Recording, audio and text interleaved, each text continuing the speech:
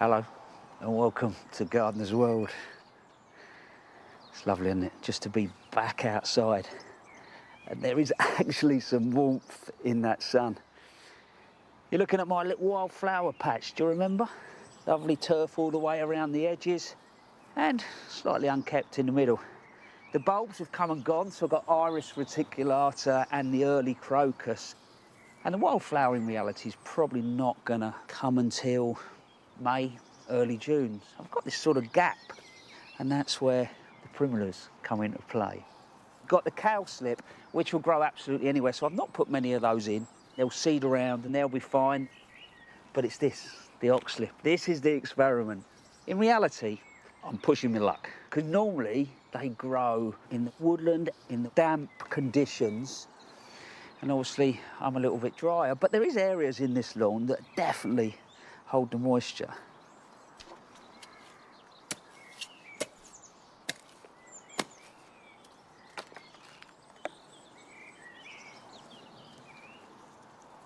Now, coming up on today's programme.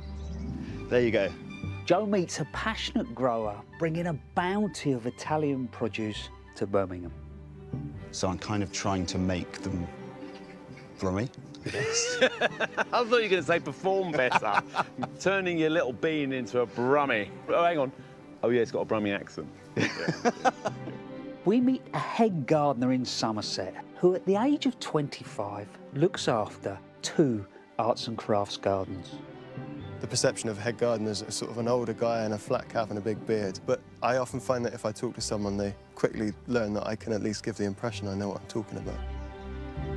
Arit visits a garden designed as a living painting more than 100 years ago. This is Charleston, and it's a place brimming full of ideas and creativity, and you can really feel the energy here. And I will be starting a new woodland area and getting some veg going.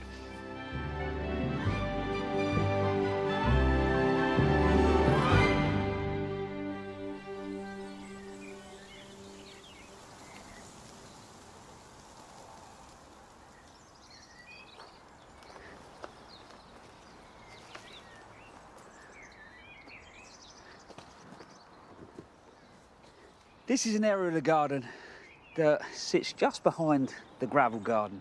If I take you back to January when I came out to start on it, it was an overgrown mess. Lots of Euphorbia robbii covering the space, 2 medlars, really overgrown. The first thing I did was lifted the canopies and freed up all this space underneath, and then I reduced the tops a little bit. So when you're down the bottom there now and you look up into the garden, you get these wonderful layers. Then there was a void in the middle, and so I've put a cornus controversial which will just pop up in this gap. And now, coming down a layer, it's all about the shrubs. So I've got some roses, hydrangea, and now it's just getting in the last few. What I've done is just mounded the soil up and round top of a gas tank that supplies the house, which I've obviously got to leave access to. So you're never going to hide it from above, but at least when I'm looking through the planting, you won't see it. So this one is a little bit of a wild card. It's something I've never grown before. So it's Hellwingia chinensis. And a mate of mine grows it locally, and though it says a sheltered position, his has been absolutely fine for the last 5-6 years. The bit that fascinated me was, would you believe, though the flowers are not absolutely stunning, they appear about there on the leaf. So they actually come out of the leaf. Happy in semi-shade, probably get up to about just over a metre. If I just do that, imagine that just in a soft breeze. It was absolutely stunning. It's wonderful, isn't it, when you come across a plant that is just a little bit different. So the next one will be a plant that lots of us know, but not necessarily variety-wise. So this is Saga Coca, which is the Christmas box. But this one's called Dragon Gate. Same sort of white creamy flower, but the others have a black berry. This one has a red berry. But on top of that, I've seen one at full growth. And the thing that I loved was its habit. Whereas some of the others can be quite upright and strong, this is quite sort of soft and relaxed and more or less creates like a layered dome. Scent-wise, not quite as strong as the other sagocogs that you'll buy. And the last one here is Deutzia. Been around a long time. Comes sort of end of May, has got wonderful pinky flower and it gets absolutely covered. And the shrub layer is not only going to give interest right throughout the year, but also it provides good habitat. The wildlife absolutely love it. So they will now get a really good water in, and then in a few weeks' time, I'm going to put through all the herbaceous planting.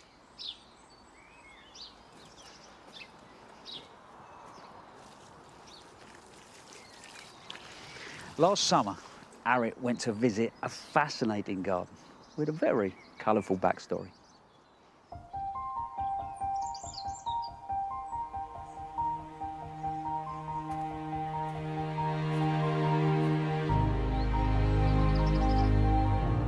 Hidden away in the Sussex South Downs is a house and garden steeped in cultural history.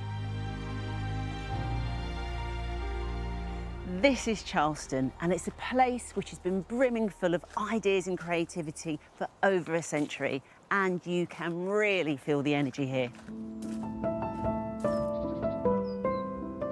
In 1916, Charleston became the home and studio of artists Vanessa Bell and Duncan Grant. They were part of the infamous Bloomsbury Group, a circle of radical creatives from London who had liberal ideas and lifestyles. When they arrived, the garden was filled with fruit trees and vegetables, but after being redesigned in 1918, a rectangular lawn, gravel paths and flower beds were created. The garden became their canvas and they filled it with the flowers they loved to paint, which Vanessa alluded to in a letter she wrote in 1936. One result of the rain we've had is that when the sun does come out, everything seems deliciously fresh. The garden is now a mass of flowers with hollyhocks, sweet peas and zinnias. I wander about in it at odd moments for the pleasures of the sights and smells.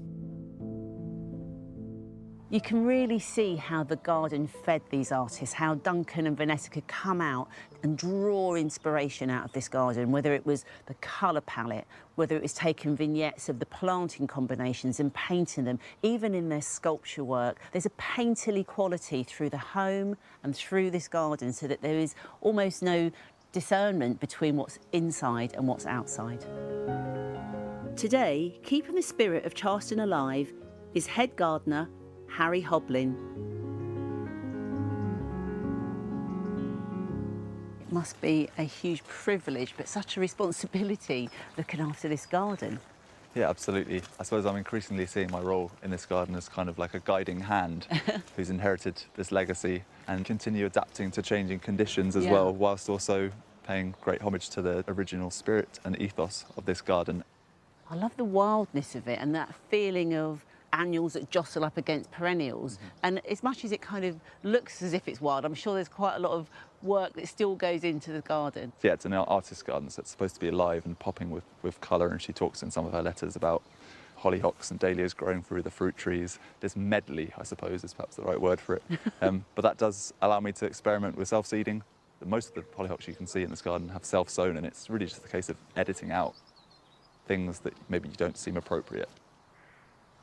The pressures on gardening is really difficult now, isn't it, with sustainability? How are you managing that here? Considering how I can make the planting as resilient as possible is of great importance to me. I've found increasingly that the phlox, they're really thriving in shadier positions. And then in those sunnier spots, perhaps I'm looking to introduce newer plants that can tolerate those drier conditions. You know, I don't think I've had the sprinklers on once this season, and it's actually much more important, I think, to be watering, if necessary, plants at the base. But actually that, for me, is still a sort of secondary measure to the most important thing, perhaps, if you're growing, plants that like a rich, fertile soil, which is obviously mulching. So I produce most of my own compost here on site and try and do a thick mulch layer in late winter and early spring. Harry has a number of different compost heaps spread around the garden at Charleston, and he's proud of his sustainable recipe. This is what us compost enthusiasts call compost cakes. This is kind of a slower composting process whereby, I guess just like a cake, you're kind of layering up different materials. This has got a mixture of brown materials, which might be sort of dried hay, wood chip, and then also greener materials, so food waste, fresh grass clippings, which are obviously rich in nitrogen. Yeah. So I think I used to perhaps buy in more compost onto the site, but increasingly I want to be creating my own compost, reducing, reusing and recycling as much as possible. Harry also builds dead hedges around the site using twigs and woody prunings from the garden. They reduce the need for bonfires and, perhaps more importantly, provide a useful habitat for wildlife. Look at this. So this is kind of the final stage of my sort of composting process. But I felt like through the growing season, the best thing to do would perhaps be to plant some squashes into them. Squash is obviously like a sort of rich soil, both rich in nutrients and sort of moisture retention qualities. So putting them in, your final stage of composting heap makes the most sense. They haven't had any water other than obviously nature's rain. Wow, that's so it's nice to have them scrambling over the walls into the walled garden.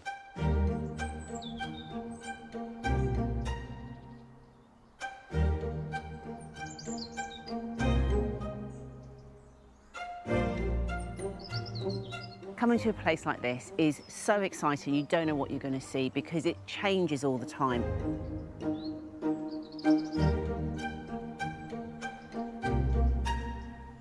I love how all of the self-seeding is allowed so that you get this really extra layer of creativity coming through the borders. And that takes confidence to be able to allow that to happen. That allows the garden to breathe, whilst you're also able to kind of interject with a little bit of styling and a little bit of editing. That's the creative part of this garden that really makes it feel very, very special. What do you think Vanessa and Duncan would make of your sustainable input into the garden, your ethos of gardening?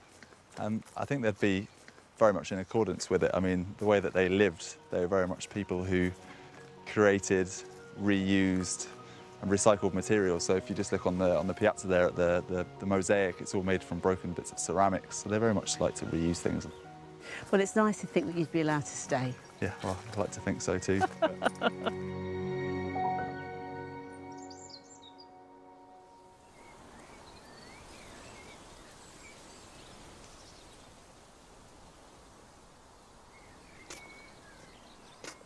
I thought that felt incredibly romantic, but there was one part that made me smile, and it was the squash scrambling about. I do like a runaway squash, but also my granddad used to grow his marrows exactly the same on top of the compost.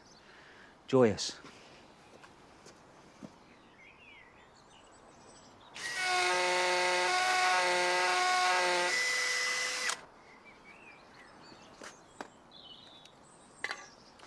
Last year, I put in this archway and then planted Rose of Malvern Hills, which is this glorious rambler. It repeat flowers, it's sort of soft yellow. And it's getting away now, so I think this year it will get up and over. And then I put up my new sparrow box. So I'm hoping I'm going to get some visitors. But the thing that was bugging me is this wall. In the morning, this is east facing, and the light bounces off here and it just doesn't feel right. So what I want to do is I'm going to put a wall shrub against here just to soften the whole area. But instead of putting up trellis, what I do is just use these horizontal wires. I start normally about 450 mil from the ground and then repeat as we go up. And what I've done is drilled some holes on the horizontal. Probably got about 1 metre between each. So once I've drilled the holes, got the raw plugs in, It's just a matter of putting these vine eyes in, which is just a little screw, little galvanised eye at the end. They're brilliant for these sort of jobs. Tighten those up with a pair of pliers, but you could also do it with a screwdriver. And then what I'm going to do with this one, just leave that at the moment like that, so it runs with the line of the wire. Now we're going to pull our wire through. So the galvanised wire is about 2 mil. And then all we're doing now is threading through the eyes and then hook over here, tension, bend it over. Going to wind that wire as tight as you can back around. Last little trick, all right, just to get that final tension. All we're going to do at each end is now take that, give it a little twist and tighten it up. So there you go. We are now ready to plant the wall shrub, but before that, it's now time for one of your films. Hello, I'm Matt, and welcome to my allotment. I thought I'd show you around. I've had this plot at St Wilbur's for 2 years, having inherited it from my mother. My mum had been working this land for 15 years, but died during lockdown due to cancer and left this allotment to me. I had never done any gardening at all up until 3 years ago, at which point my mum asked me if I'd like to help her manage the site. She was struggling to maintain it as her health was deteriorating. Since she passed away, I've been learning to garden, and I've found the allotment the perfect place to come and relax and reflect. On my plot, I've been lucky enough to inherit a really established strawberry bed alongside raspberries and red currants and gooseberries, which I've left intact and kept maintaining. As for the rest of the plot, I decided to strip it right back and start from scratch. I knew exactly what was what. I was given some great advice early on with my allotment to grow what I eat. I love cooking, and for me every meal seems to start with onions and garlic, so I've planted lots of this. I don't want to just grow veg up here, so I've dedicated a few beds to support pollinators. I've planted cosmos, snapdragons, triplet lilies, poppies, gladioli and sunflowers in large thickets. I love sitting next door to the flower beds and watching the insects congregate around the flowers. As my wife owns a cafe and coffee roasters, I'm lucky enough to have access to a byproduct of the process called chaff. Chaff is the husk of the green coffee bean, which is removed during the roasting process and is an amazingly nutrient-rich source of mulch. I use the chaff in allotment to conserve water and suppress weeds, and I have a suspicion that slugs absolutely hate it. It's amazing to have access to this byproduct, as it both supports and benefits the calf and the allotment. I think my mum would be amazed and delighted about what I've done in this small plot of urban land, and I've loved learning and developing a passion for gardening. I hope you've enjoyed looking at my little plot here in Bristol.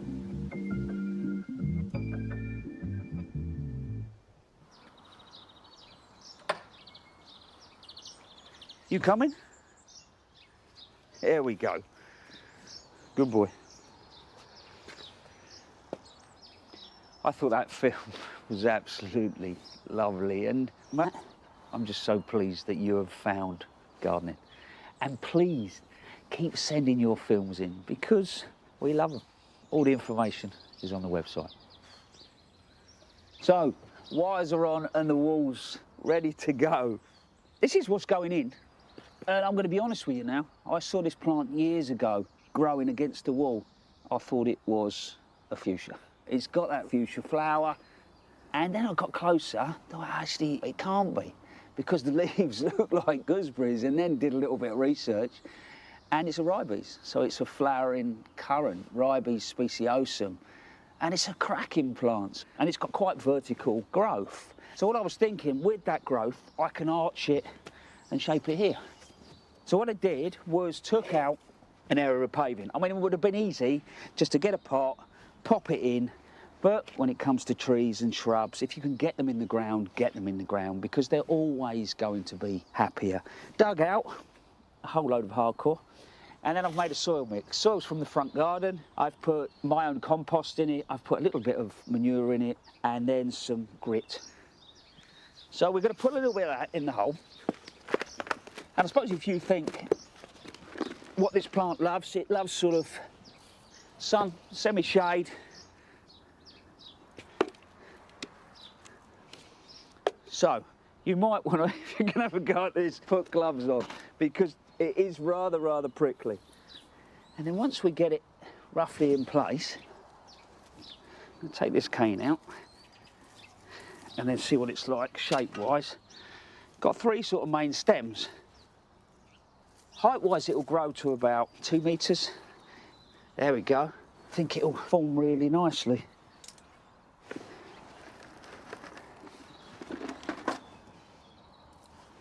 And actually, it's not just the spring flower. I think the stem colour on this plant is stunning. And the gloss of those leaves will really ping against that wall. So we work that in. That will settle itself down after a good water. Now really, all I've got to do is to tie that in. I tie a knot around the wire so that when I do tie in, the plant's never going to rub against that wire. You know, you look at those flowers and they're long and you think, how does anything pollinate that? Well, this plant originates from Mexico and California and is pollinated by hummingbirds. So out there it will fruit. I've never seen it fruiting over here. Now, we're off to meet a head gardener in his 20s, and he doesn't just look after one garden, but he looks after two.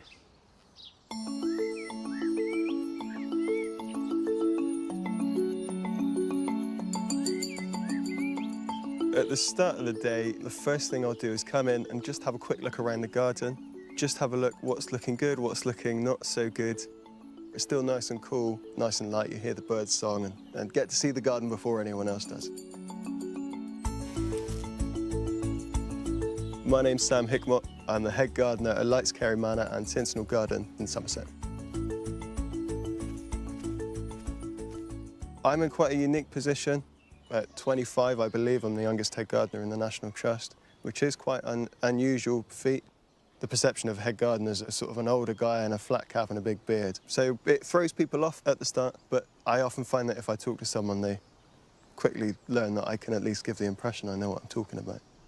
We'll just start off taking out all of these alliums. So we'll just dig around them quite carefully, try and keep the bulbs intact, and then after that we'll plant out a couple of rows of these nice sunflowers. So after having a quick look around the garden, I then meet up with the team, just have a quick chat about what's going on for the day. For example, today we were talking about planting out in the cut flower garden, what we need to remove and what we need to place out. I keep thinking those sunflowers are looking a bit tired in their pots, so the sooner we get them into the ground, the better, I think.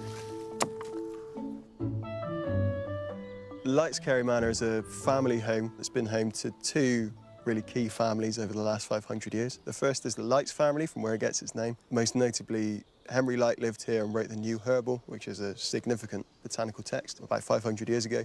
And then at the turn of the 20th century, the house was bought by the Jenner family, who really created most of the garden that we see today. There's definitely a real weight of responsibility that comes with the job.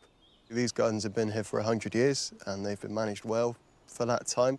It's partly how do we make these spaces better, but also how do we continue on with that legacy. So this is the Apostle Garden. This is one of the first areas that a visitor would come into the garden.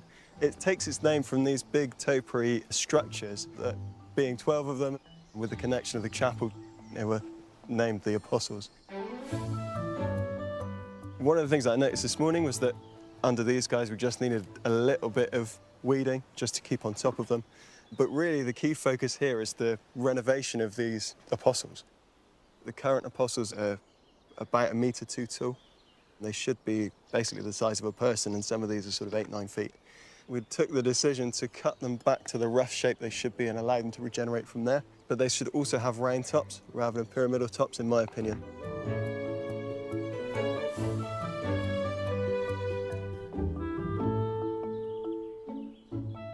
So this is the main border, and this is really the centerpiece of the garden. It's a 50-metre long mixed border, it's first laid out by Graham Stuart Thomas in the 1960s. While it's looking really good at the moment, all of the flowers are just coming into their prime. It's not quite as it should be. Graham Stuart Thomas laid it out in a colour spectrum of soft blues and yellows through to pinks, purples, and then finally reds at the far end. But unfortunately, it's lost some of that in time. However, that's a job for another day because we've got to get going. So there's often a fair bit of shuttling going on between both sites. You know, I try and stay a day at a time at each place, but often life gets in the way a little bit.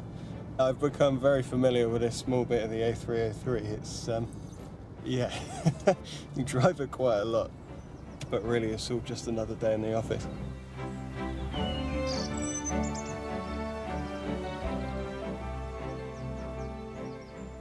Sentinel's a small 2-acre garden that's been developed over the last 100 years or so. It's a really small and intimate space laid out in garden rooms, much within the style of the arts and crafts garden.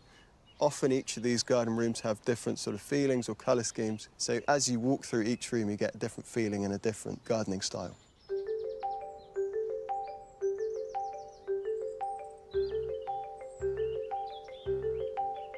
Actually, if you want to go on the other side of the path there. Okay. I'm really lucky here. I have a really great team that don't take very much management, knowledgeable right from an apprentice through to senior gardener. So everyone has something different to bring and a different outlook on both gardens. So I don't know if anyone's got any suggestions for what we could replace some of that Artemisia with on the right-hand side. It's not really having the side effect of being actual hot No. when you look at it. I mean, I love the foxgloves.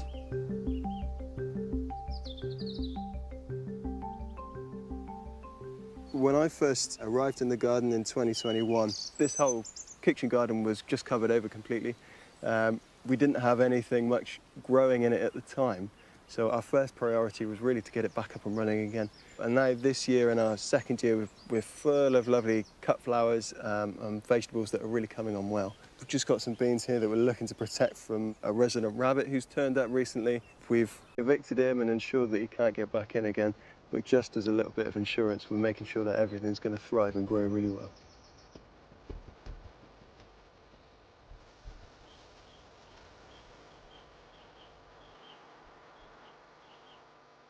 So I think as much as every gardener leaves an impact on a garden, I think that gardens reciprocate. And really to get them under your skin in such a deep way, I don't think that's something you ever quite get rid of. And I think whatever happens, I'll always look back on both of these gardens really, really fondly.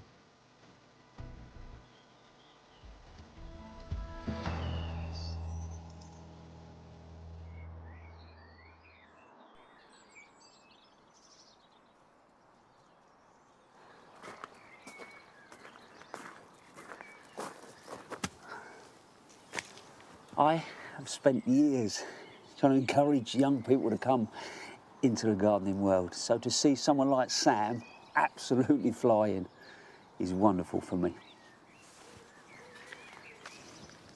Last October, I containerised a lot of bulbs, some daffs, crocuses, irises, and also the chamaesyas.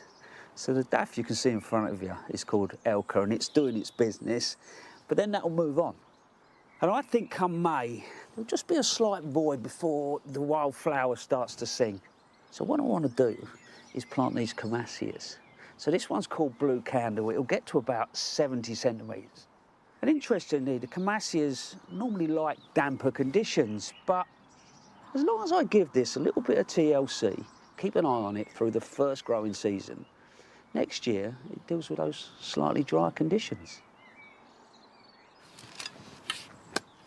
So I'm not worried too much about cutting through the wildflower because it's seeded around from last year and it'll be absolutely fine. Chamaesya come from North America. Originally they were an important food source, so it's quite nice. You've got these going through the meadow and the edibles behind you. Hey, look at that. I containerised that in October, put it to one side, watered it in, and left it. And now, great plant. Also, save yourself a few bob.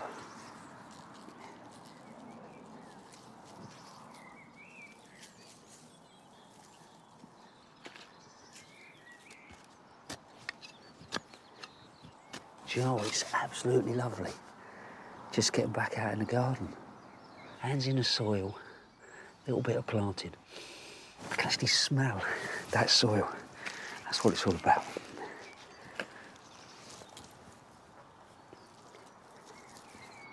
What I'm going to do now is give those a really good watering and keep an eye on it all the way through this season.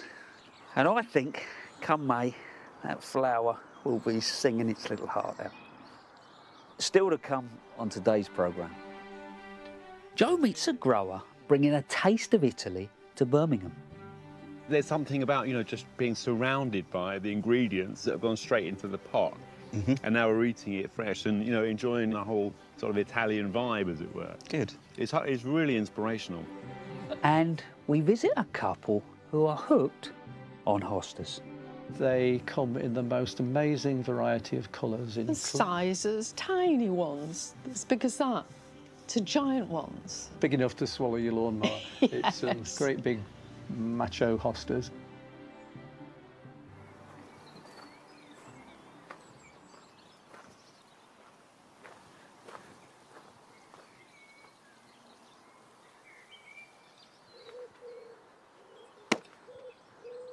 So, raspberry time. Actually, to be fair, it's getting to the back end of the season for bare root raspberries. And what I've done, first of all, is soak them for a good couple of hours so they're nice and wet. If you can still get them, that's exactly what you're going to get. As the season goes on, you can buy containerised raspberries.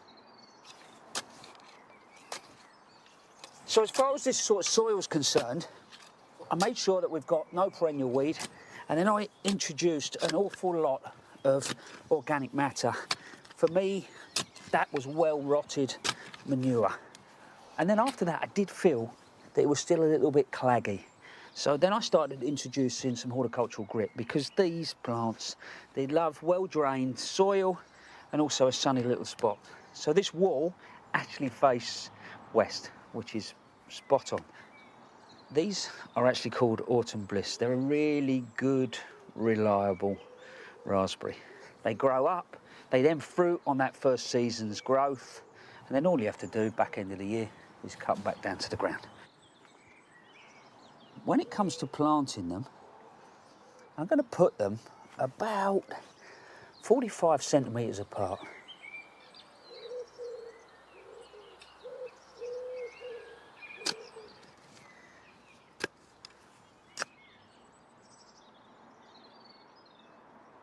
You can see where these are starting to shoot, so I'm going to make sure that point is at least 10 centimetres into the ground.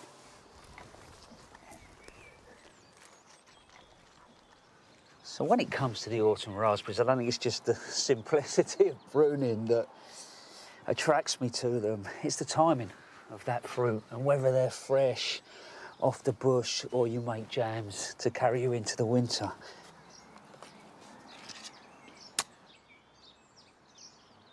I think raspberries are a classic British crop, but every now and then it's just lovely to mix it up a bit. Well, that's what Joe found out in Birmingham.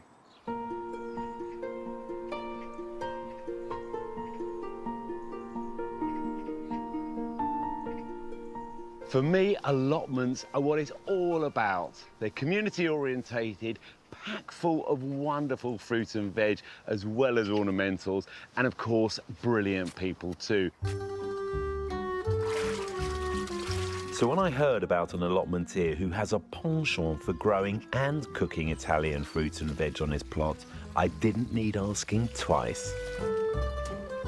Matthew O'Callaghan fell in love with all things Italian through an Italian ex and became obsessed with growing produce that allowed him to cook with the authentic flavours of Italy.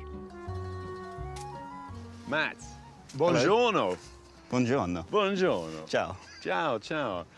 Beautiful Belotti beans you got there. Yeah, they're good. Oh, they're gorgeous. So these are one of the best beans. You cook them like this, just boil them up with some olive oil, some garlic. Perfect. You sow them in March, April. Yeah. Treat them like runner beans, and then you shell them when they start to dry. So we leave some of them on to dry. Yep. Store them over the winter so we can keep eating them. Some of them I'll eat now. Will you show me around the plot? Yeah, of course. Fantastic. So I grow loads of different types of chicories, Yep. or chicoria, which all start out looking identical, which makes it really difficult when you forget to put the labels in. So that's day one on gardening courses. Yeah, Put the labels in and the date. Yeah, but then you take the labels out, and then yeah. Anyway, so this one looks like a giant lettuce. It's actually pala rossa, which means red ball. So although it's green at the moment, as the nights draw in and it starts to get colder, so it switches the pigment to a red, which is more efficient. And that's when they're ready to eat.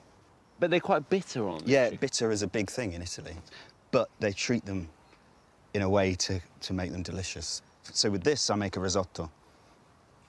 So this is my favourite bean variety, which is from Lucca in Tuscany, and they're called peacock beans. They're lovely pods, aren't they? Yeah, they've got a really long growing season, so I start these off in March inside, and then you can see they're only just getting going now. And also, when you cook them, they double in size, they swell up, so that, I mean, like in terms of nutrients and protein, what you're getting a lot of bang for your buck. Yeah. What I do with these is each year I pick the ones that ripen earliest, use those for next year. So I'm kind of trying to make them brummy, I guess. I thought you were going to say perform better. You're turning your little bean into a brummy with an accent. Oh, hang on. Oh, yeah, it's got a brummy accent. Yeah.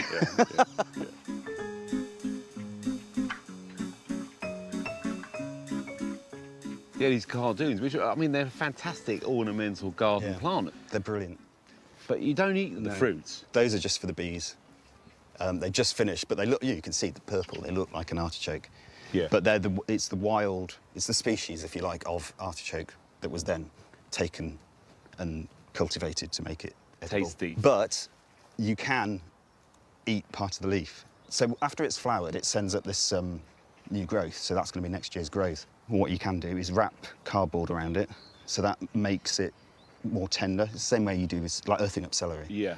And then in the winter, you just take out the central rib and then batter it and deep fry it. And then that's street food in Palermo. Oh, you stop it. You're really making me peckish now. I see you got some tomatoes. Yep. Really nice looking tomatoes growing. Got some special tomatoes.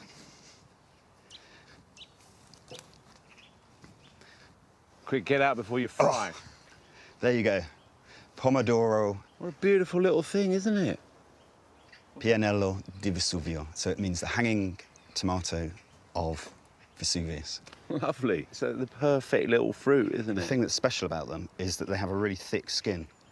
So the way that you use these is you air dry them. So you gather them when they've all harvested. You make them into a cluster, like a bunch of grapes. And then you air dry them somewhere dry. And then as they start to dry out, they become really concentrated. You kind of cook them, and then you just smear it over bread, like a bruschetta. Yeah. Incredible.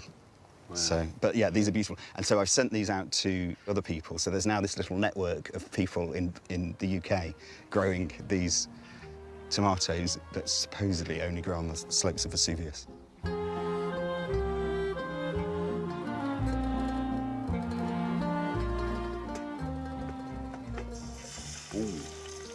Well, Matt said I might get to eat something later. I didn't realise it was DIY, to be honest. So here, in true cookery style, I've got some tomato, garlic, and chilies all mixed together, going in some beautiful olive oil. Matt, what happens next? What do I do? Oh. Next, you go and get some more ingredients. For his chosen dish, Matt needs some of this wonderful tromboncino squash, but not, it seems, the fruit. We want the whole top. Hokari me America ba inida narimo kamo Kowasi sitara kurina onoki hamaresu ina.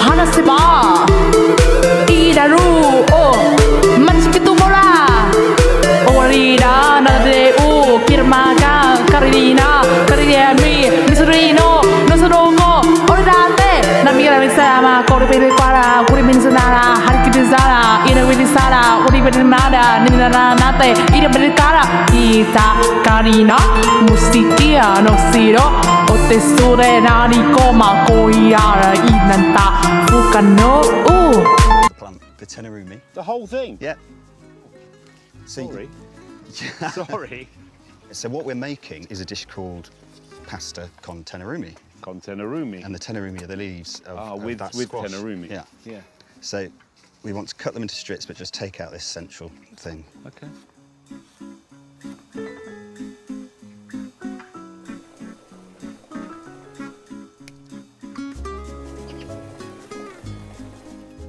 Cheers. Cheers. Cheers.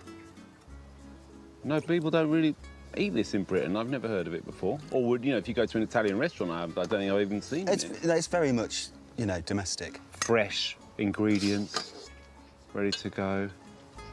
Picked minutes ago. Picked minutes ago. And then the tomato, yeah, you just put it on top. Looks amazing. There you go. Thank you very much. Right, here goes.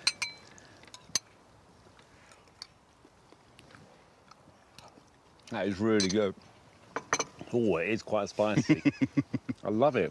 But there's something about, you know, just being surrounded by the ingredients that have gone straight into the pot.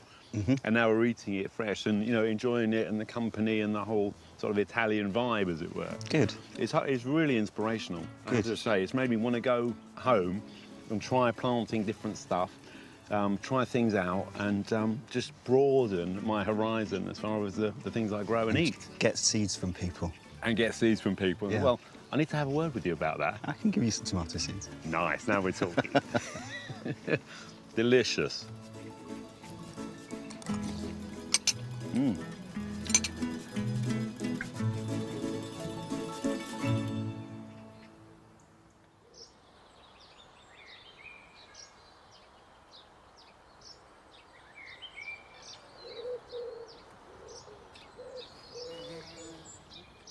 Matthew inspired me. I love ballotti beans, going into autumn and then putting them in a minestrone soup. I've got about a 9 centimetre pot, filling it up, peat-free compost, a couple of little taps, and these are quite big seeds. They want to go in at roughly about 5 centimetres. So I'm going to make 3 little holes, nice and simple, and then just pop them in. We have a bit of a thing in our house. Mrs. Frost thinks they look gorgeous, so she puts them in wonderful glass containers and then gets very irritated when I start using them. And then all I do is just top the pot up, and that's it. Do a second one. What do you want, eh? No, I'll tell you. Hey, animals, it's just starting to rain. So the dog, being the dog, doesn't mind at all. Probably thinks it can eat the ballotti beans, but Ash has gone and sat in the greenhouse and just looking at us as if we're a little bit crackers. So I think Ash is probably brighter than you, darling, eh? Anyway, water them, put them in the greenhouse, and they will grow on. And when it comes to planting out, they probably reach up to about 2 metres. So I'll grow them up a little obelisk, but you could make, you know, a wigwam from some canes. And I'll probably put these out back end of May, early June. What you're doing is you're thinking about the last frost. When you plant them out, well-prepped soil, plenty of organic matter, and come the back end of the summer, you will be picking the ballotti beans.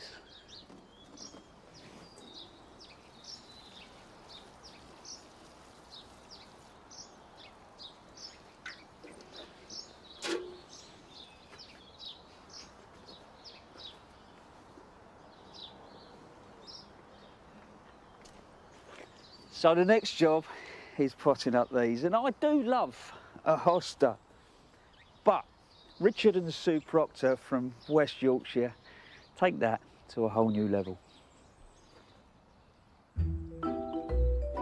They are the easiest and most forgiving plants to look after. We are actually captivated by them. It's awful, addicted, I think. We've got over 400 planted out in the garden. What is there not to like about hostas? They come in the most amazing variety of colours. And sizes and colours. The infinite variety of leaf shape, tiny ones, as big as that, to giant ones. Big enough to swallow your lawnmower. Yes. It's great big macho hostas. I've got a favourite hosta which I would take on my desert island. It's Liberty. And it's stately and grows up. It doesn't flop whatever the weather. It's just gorgeous. I think mine's Liberty as well, but if I had to choose another one, I think it would be Rainbow's End.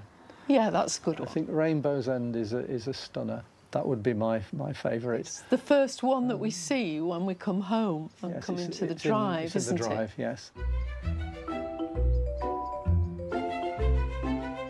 We start dividing about April, don't we? Yes. When we can see the new buds coming up, and then usually wash it so we can see where the roots are, and then we slice it up. Just go through the crown, and then you can often just ease it apart to break the crown and not touch the roots. We don't divide after the end of July because they need to get a good root ball established before winter. Yes.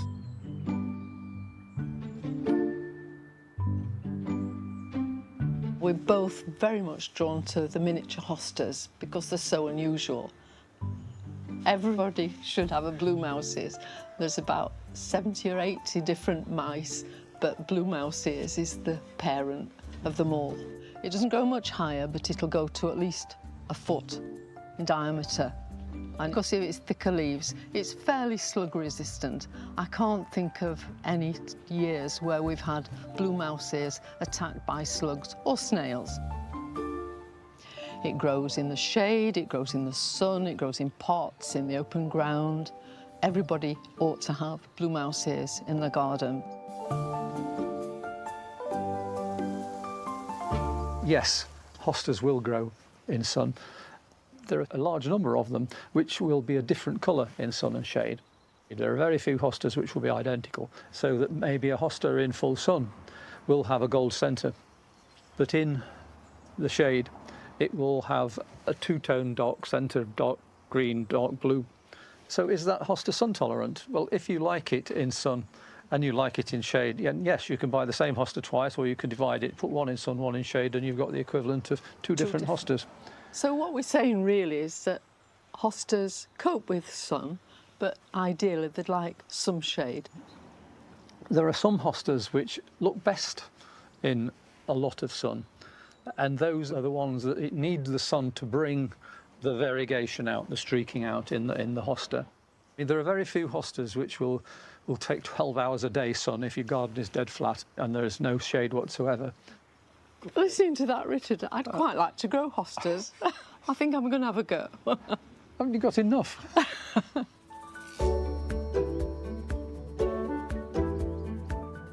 Slugs are always a problem. The first main way of dealing with them is a torch. Go out at night and find them. The second thing is you can attract them to something that is not a hosta, and that's where beer traps come in. This is a windbreak netting, but you can just as easily use material from tights or landscape fabric, anything that water can get through. Pop a piece of this in your pot before you put the compost in, and then the slugs will find it very difficult to climb up through the hole and through the inside wall of the pot. The last thing, I wish I'd brought a hedgehog and a frog with me, because perhaps one of the most important ways of getting rid of slugs and snails is to cultivate a good wildlife garden. I went to bed last night hating hostas.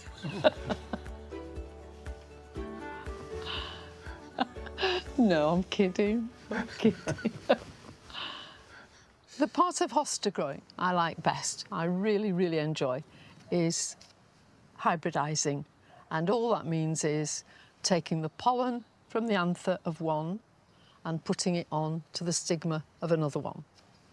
And then I put a label on and leave it. And in about 6 weeks, the pod will have formed, and inside the pod, if you split it open, there'll be lots of little black seeds. You sow them like any other seed, and we get some new hostas.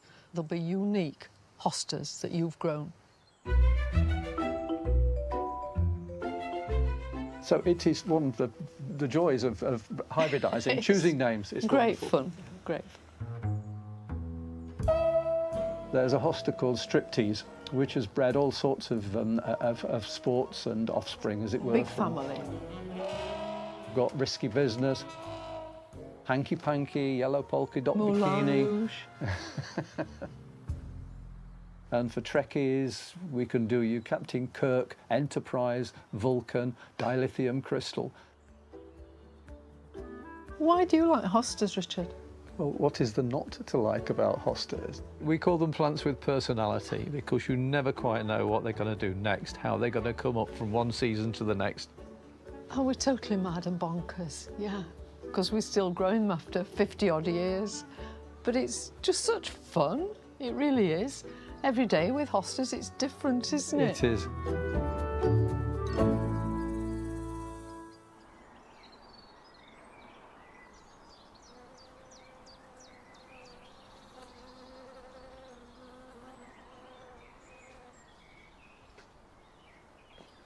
One of the things that I really love about gardening is that you can generalise, potter around, create your own little space, but also the amount of people that just specialise and that passion for hostas. And I know a lot of people will be sat there saying, yeah, but that's all right, but what about the snails and the slugs? Well, to be fair, when we moved into the house, there was Devon green planted just down in the front border. Lovely hosta, dark green leaves. The first year it got absolutely mullered. So I really love growing them, but I only tend to grow them in pots. And that seems to work for me. I've got a couple here that I'm going to add to the collection. But one of the tips that I loved was that with the nylon. So we're going to give that a go. Instead of crock at the bottom, I'm going to place the nylon there and I'm going to hold it in place with the mix. When it comes to the mix, we've got topsoil in here, we've got peat-free compost, and the last thing that I add is a little bit of just composted bark. And now when you sort of really pick that up, you know it's going to hold the moisture in. So once we've done that, I'm going to put 3 plants in here, which I know seems slightly extravagant, but I want there to be a big show. So we're going to work that in. Also, what about the beer traps? I still can't get my head around, honestly. Pouring good beer into a trap, that one's not for me. I think the reality is as well, is finding something that works for you. Because you talk to gardeners and everybody's got a take on it.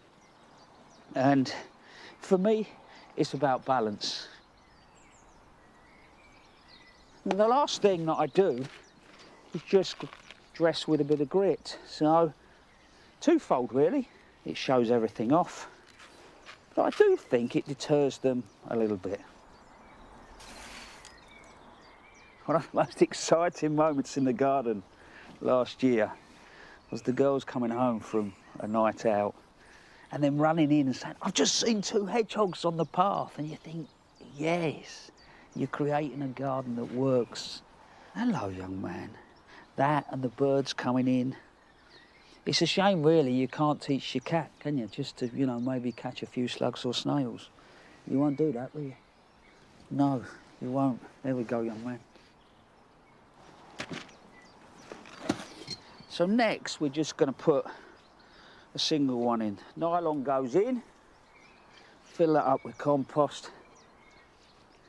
I know a lot of us, the snails and the slugs get to us, but I think we forget that some of them play an important role in our gardens. You know, there's an awful lot of them are more interested in your compost heap and digesting that matter than they are going at your plants. This one's called One Man's Treasure, and it's in a biodegradable pot, so you can see the roots are starting to come through. But look at that. The stem colour is absolutely gorgeous. That will really get to about 40 odd centimetres. So I'm just going to do an individual plant, work that in.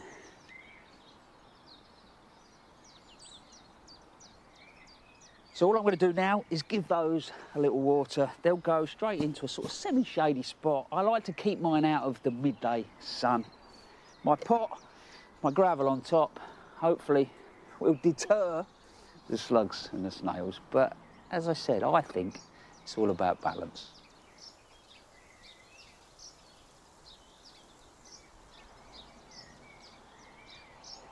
Excited is an understatement. I need to show you this. Look, I planted it last year, the magnolia, and it is really doing its business. Look how many buds there are to come on that. Obviously, all I'm praying for now is that we don't have a late frost. But even more impressive, look down there. So that's Delphinium recuenii. I first saw that in the south of France, just the side of a road, and it blew me away. Came back, found the seed, but look at the gloss on that leaf. It's sort of Delphinium, but not as you know it. It'll flower, probably about a metre.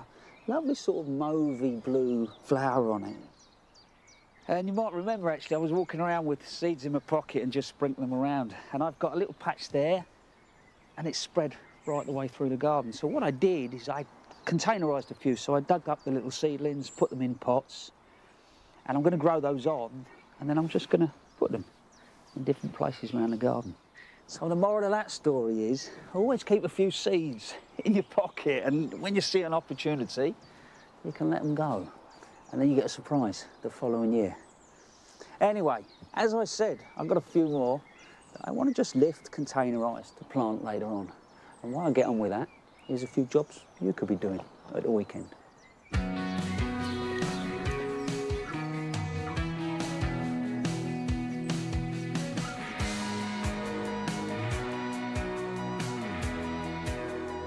April is the perfect month to get your first lot of beetroot in. And now my soil has warmed up, I can sow it direct. After preparing the ground, make a shallow drill and give it a water. Sprinkle the seed along the row, leaving about 5 centimetres between each one. Then cover and label.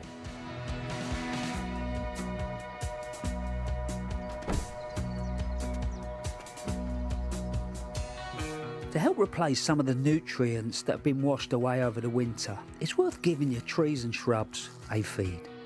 I'm scattering an organic fertiliser over my borders, which should give them everything they need over the coming months.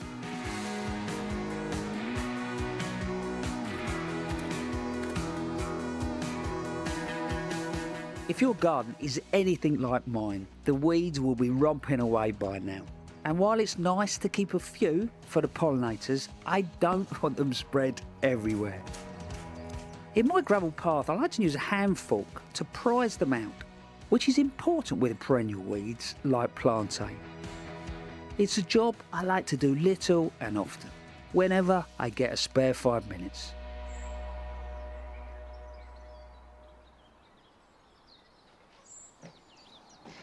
Hello, what are you doing? Eh? Look what I've got with me. Hey, come on you. Well, I'm afraid that is about it from us. I will be back in a few weeks' time. But next week, Monty will be back at Longmeadow, 8 p.m. In the meantime, what do we say? Look after yourselves. Look after yourselves. Bye-bye.